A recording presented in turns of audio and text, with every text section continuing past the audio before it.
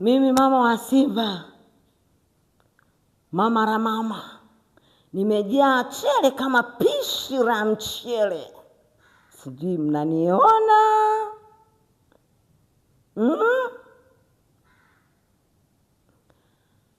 Yote hii ni furaha.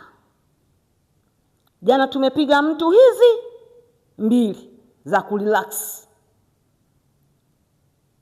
Kesho kutwa tarehe 25 tupige tena za kurelax wachezaji. Ila ninachowasi, msirelax mkasahau kulinda goli. Hatutaki mpinzani yoyote ampite golikipa afunge goli. Kipindi hiki wanachama ni kipindi cha furaha, mashabiki kipindi cha furaha, ni kipindi cha kukaa na viongozi, ni kipindi cha kukaa na wachezaji. Mnakaa nao kwa furaha, tunakaa kwa vicheko, kwa shangwe.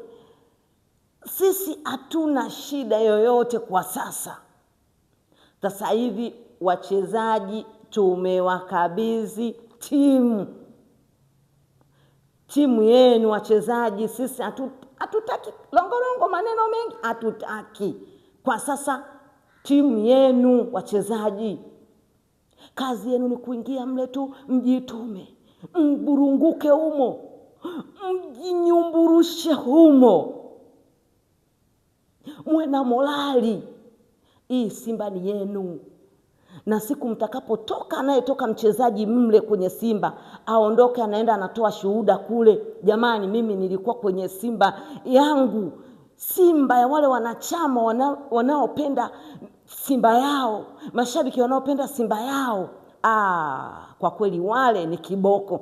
Nendeni mnatoa shuhuda kila atakayekuwa ametoka pale. Na sisi wachezaji tunawapenda sana, tunawapenda tena. Tunaomba mjitume.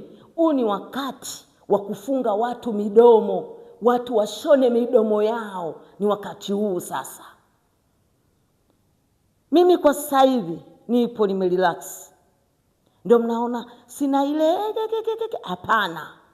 Sasa hivi nimetulia. Nipo kwenye mapumziko ya kurelax. Mimi muda wangu wote ni kucheza. Muda wangu wote ni furaha. Muda wangu wote ni furaha. Dogo nipe kitu huko. Weka mziki.